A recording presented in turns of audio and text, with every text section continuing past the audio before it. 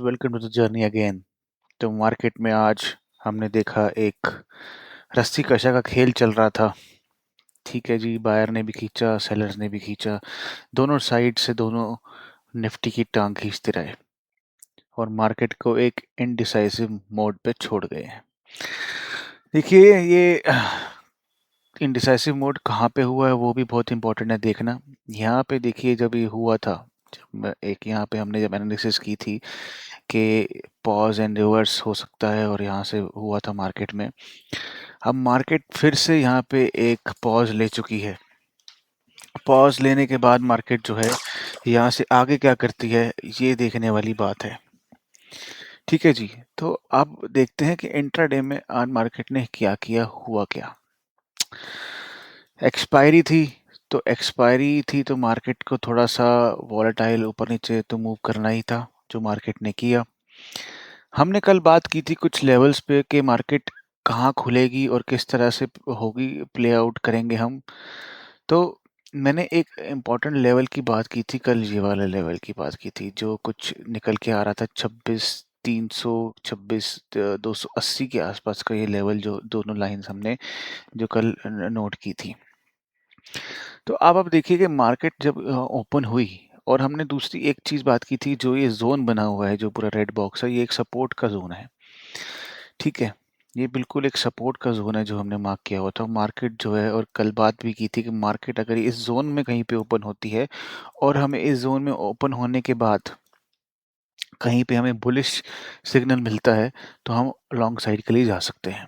और वही वो मार्केट यहाँ पे ओपन हुई, मार्केट ने सपोर्ट लिया, और अगर हम यहाँ से कहीं से भी एंट्री लेते तो यहाँ तक की जो हमारा रेजिस्टेंस था, हमें एक ट्रेड मिला था। और उसके बाद यहीं से जो एक सप्लाई जोन थी, जो कि स्ट्रॉन्ग रेजिस्टेंस जोन है, मार्केट दोबारा से नीचे आई। मैंने जो है मार्केट आवर्स के बीच में एक एनालिसिस की रील शेयर की थी कि जब मार्केट यहाँ पे कहीं थी, तो मुझे था कि मार्केट जो है यहाँ से बाउंस लेगी ज़रूर। आरएसआई भी आप देख सकते हैं, आरएसआई में जो है भी मुझे डाइवर्जेंस नज़र आ रहा था। अब यहाँ पे देखिए एक डाइवर्जेंस आरएसआई में है, जो मार्केट नीचे जा रहा था लेकिन आरएसआई जो है नीचे नहीं जा रहा था, वो हायर साइड पे ही आरएसआई जाने की कोशिश कर रहा था। तो ये चीज़ भी मुझे यहाँ दिख रही थी। हाँ, ये ज़रूर है कि मैंने यहाँ कुछ लेवल पे कहा था कि मार्केट रिवर्स हो सकती है, मार्केट थोड़ा उससे और नीचे ज़रूर आई, पर आप देख सकते हैं कहीं न कहीं ये जो डिमांड ज़ोन था, ये जो बॉक्स है, मार्केट ने उसको रिस्पेक्ट ज़रूर किया है। ठीक है?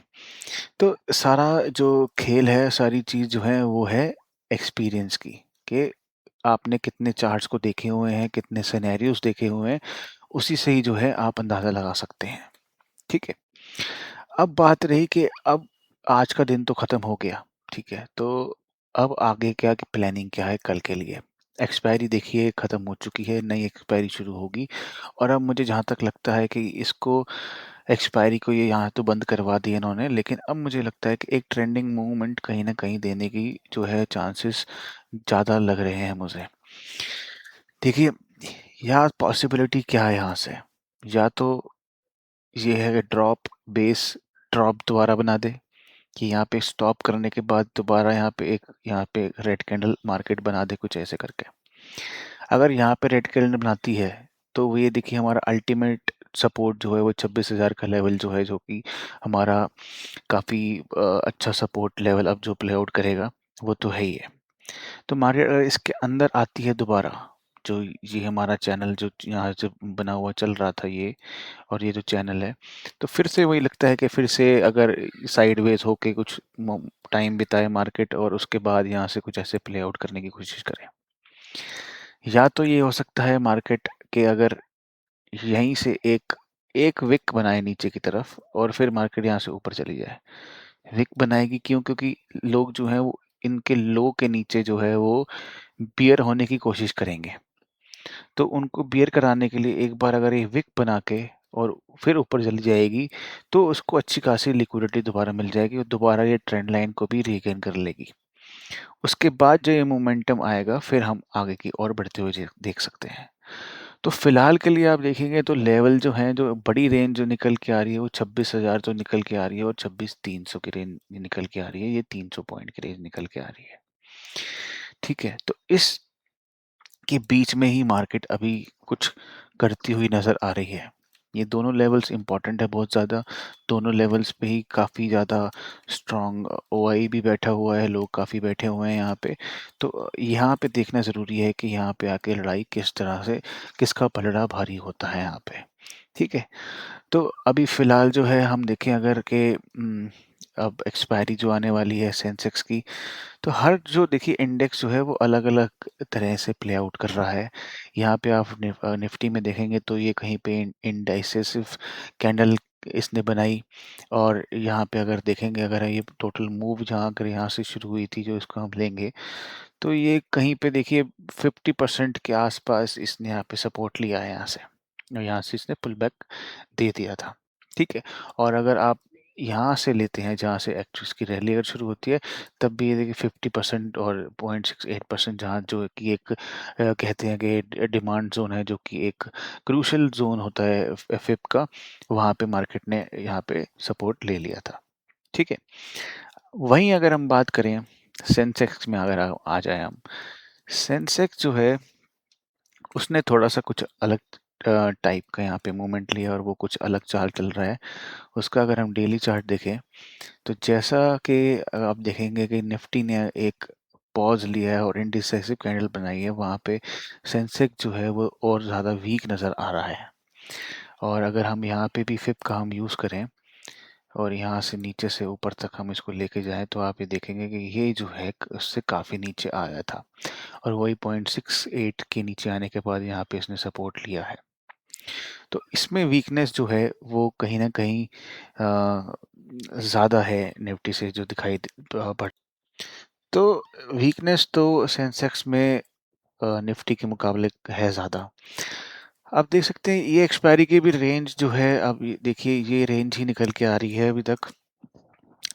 या तो देखिए ये जो पॉइंट है, अगर हम आर्ली चार्ट पे आएँ अगर, तो ये जो है बार-बार यहाँ पे इस पे सपोर्ट ले रहा है। मैं इसको हटा दूँ। ये 300 मूविंग एवरेज है, और ये 300 मूविंग एवरेज पे इसने मल्टीपल टाइम्स यहाँ पे टच करके सपोर्ट लिया है, और ये फिर तैयारी कर रहा है कि यहाँ पे इसको टच करने के लिए आएगा, या तो फिर यहाँ पे टच करने आएगा इस ज़ोन से, फिर सप्लाई यहाँ से डिमांड लेके या तो फिर ऊपर जाने की कोशिश कर सकता है। और अगर इसको इसने ब्रेक करा, फिर जो है थोड़ी-सी प्रॉब्लम की बात हो सकती है, क्योंकि उसके बाद जो है फिर हमारे पास बचता है ये कुछ लेवल जो है हमारे पास 83,000 के आसपास का जो है एक लेवल निकल के आएगा, जो फिर हम इसके बाद का सपोर्ट मान सकते हैं। ठीक है, तो अभी मेजरली जो है, पर मुझे यहाँ तक की अभी पॉसिबिलिटी लग नहीं रही कि इतने नीचे कुछ आ सकता है यहाँ पे अभी। तो ये एक ट्रेंड लाइन अगर मैं अभी यहाँ पे ड्रॉ कर रखी थी जो मैंने, ये आप देखेंगे, तो अगर इसको यहाँ से ऊपर जाना भी है, तो ऊपर भी मल्टीपल जो हैं वो रेजिस्टेंस इसको काफ़ी यहाँ पे इसने टच किए हैं पॉइंट्स, तो 3-4 बार यहाँ पे टच कर चुका है। तो वो ये इस एक्सपायरी की जो रेंज है वो यही रेंज निकल के आती है, मेजरली ब्रॉडली जो रेंज निकल के आ रही है कुछ 85 700 800 के, और 84 500 के आसपास की जो रेंज निकल के आ रही है, यही एक 1000-1500 पॉइंट की रेंज यहाँ पे जो मुझे नज़र आती हुई दिख रही है, कि यहाँ पे इस एक्सपायरी यहाँ पे बिता दे, और उसके बाद जो है वो मूव ले सकता है। और इसी बीच में अगर देखिए वही मैं आपको बता रहा था कि इंडेक्स टू इंडेक्स कैसे वेरी करती हैं चीज़ें। आपने देखा कि बैंक निफ्टी जो है, सॉरी निफ्टी जो है वो एक इंडिसेसिव कैंडल के साथ बंद हुआ, और जो अपना सेंसेक्स है वो थोड़ी और वीकनेस में क्लोज हुआ। लेकिन यहीं पे आप अगर बैंक निफ्टी को देखेंगे, तो बैंक निफ्टी जो है वो जैसे हमने बात की थी कि ये एक अगर बैंक निफ्टी में आपको इस चार्ट में दिखाऊं, यहाँ पे, तो बैंक निफ्टी जो है, इन सब में से जो बैंक निफ्टी है वो हमें ज़्यादा स्ट्रांग दिखाई पड़ रहा है। यहाँ पे देखिए बैंक निफ्टी ने ये कैंडल बनाई थी यहाँ रिजेक्शन की, लेकिन ये रिजेक्शन लेने के बाद एक प्यारा सा रिट्रेसमेंट देके मार्केट ऊपर इसको दोबारा लेके गई है। तो ये एक जो है स्ट्रॉन्ग साइन है बैंक निफ्टी के लिए। बैंक निफ्टी यहाँ से जो है लगता है कि कंटिन्यूएशन अपनी ऊपर कर सकता है जाने के लिए, क्योंकि ये इतना जो है इसकी जो रिट्रेसमेंट थी इतनी ज़्यादा डीप नहीं थी जितनी हमको सेंसेक्स में खासकर देखने को मिली। इसकी एक शैलो सी प्यारी सी रिट्रेसमेंट आई है और इस रिट्रेसमेंट के बाद जो है ये फिर से जो है यहाँ पे एक कैंडल जो है ऐसी बनाने की कोशिश कर सकता है और यहाँ से फिर अपनी जर्नी ऊपर स्टार्ट कर सकता है।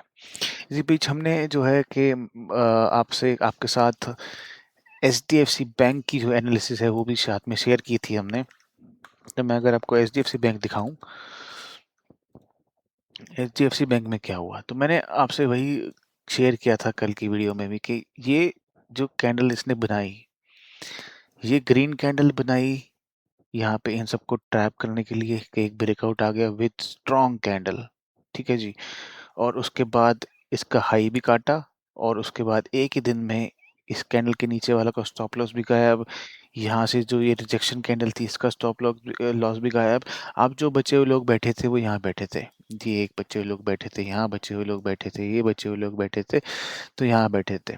लेकिन मार्केट ने, मैंने कहा था जैसे कि इनको भी लेने तो आएगी ज़रूर, एक बार इनको ले लेगी मार्केट उसके बाद जो है वो अपनी दोबारा जो है रैली एचडीएफसी बैंक शुरू कर सकता है, जो जो मुझे समझ आता था। और अभी देखिए बैंक निफ्टी भी स्ट्रांग लग रहा है और अब बैंक निफ्टी को और स्ट्रांग बनाने के लिए और आगे पुल देने के लिए उसको थोड़ा सा खींचने के लिए ऊपर की यहाँ पे जो है ये 200 डे मूविंग एवरेज के पास जो है यहाँ पे जो एचडीएफसी बैंक ने एक एक पिन बार एक सपोर्ट जो लिया है और यहाँ से मुझे लगता है कि ये अपनी रैली कुछ इस तरह से यहाँ से दोबारा से शुरू करने कर सकता है और यहाँ से ये निकलेगा रैली करता हुआ तो फिर बैंक निफ्टी को भी ये ऊपर खींचता हुआ ले जाएगा।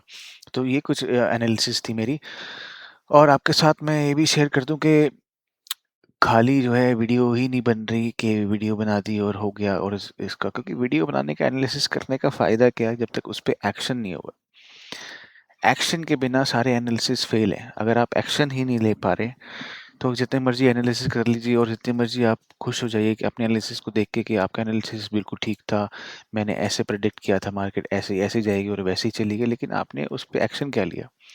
जब तक एक्शन नहीं लिया तो उसका तो फिर वो तो फिर आप टाइम पास करने के लिए क्या कर रहे हैं, उससे कुछ बना नहीं। ठीक है जी, तो मैं आपको आज का दिखाऊं अगर, ये आज की एक्सपायरी के ट्रेड से जो मैंने लिए थे तो कुछ प्रॉफिट 13,000 के आसपास का प्रॉफिट बना हमारा। तो मेरा जो व्यू था वो तो हल्का सा वही मैंने जैसे बताया था कि बुलिश साइड को लेके, लेकिन मल्टीपल एंट्रीज हुई और मल्टीपल एंट्रीज के साथ जैसे मैंने आपको ट्रेड सेटअप आपके साथ शेयर किया तो उन सेटअप के हिसाब से मैंने ट्रेड्स लिए। कुछ ट्रेड्स गलत भी गए, कुछ एनालिसिस गलत भी गई और वहाँ पे मुझे निकलना पड़ा टाइम से। सबसे बड़ी बात है गलत होना कोई गलत बात नहीं है, लेकिन गलत होके उस गलती के साथ बैठे रहना उससे बड़ा कुछ नहीं है। ठीक है, तो गलती हो जाती है लेकिन गलती को उस टाइम सुधार लिया जाए, उसके साथ बैठे रहेंगे तो गलती नहीं फिर वो पाप में बदल जाती है। तो पाप ना करें, गलती करें कोई बात नहीं, गलती सब माफ़ है लेकिन पाप माफ़ नहीं है। तो बस ये मेरे साथ भी हुआ। मैं भी जब यहाँ पे कुछ ट्रेड ले रहा था और एक एक तरह का बायस था बुलिश मेरा, तो मार्केट ने मुझे वहाँ से बुलिश बायस से बाहर निकाला और मैं बाहर निकल गया शांति से, मैंने एक्सेप्ट किया और दोबारा से मौका मिला तो फिर से मैंने एंट्री करी। ठीक है दोस्तों, तो यही कुछ था क्या बोलते हैं, जो मेरा एनालिसिस था और जो मेरे ट्रेड लिए थे वो मैंने आपके साथ शेयर किए, जो प्रॉफिट हुआ लॉस हुआ जो भी है वो आपके साथ में शेयर करता रहूँगा। हाँ, ट्रेड लेने से पहले मैं ट्रेड इसलिए नहीं देखता क्योंकि देखिए कि मैं ट्रेड अगर कुछ लूँ और उससे किसी का और नुकसान हो जाए तो उसकी पूरी रिस्पॉन्सिबिलिटी मेरी है और वो मैं नहीं चाहता बिल्कुल भी। हाँ, आपके साथ लर्निंग ज़रूर शेयर करूँगा कि कुछ मेरे ट्रेड्स में मुझसे मिस्टेक हुई है, जो मैंने सीखा हो वो आपके साथ मैं ज़रूर शेयर करूँगा। और यहाँ पे हम सब सीखने के लिए हैं इस जर्नी में साथ में, और इस जर्नी के में आप मेरे साथ बने रहिए। प्लीज़ अपना प्यार अपना सपोर्ट मुझे दीजिए। सपोर्ट के साथ साथ मुझे आप सिखा भी सकते हैं, मैं से कहाँ पे छूट रहा हूँ मैं किसी चीज़ में, तो वो भी मैं बिल्कुल सुनने के लिए तैयार हूँ। तो थैंक यू दोस्तों यहाँ तक सुनने के लिए, और wish you very profitable trading journey. Thank you so much.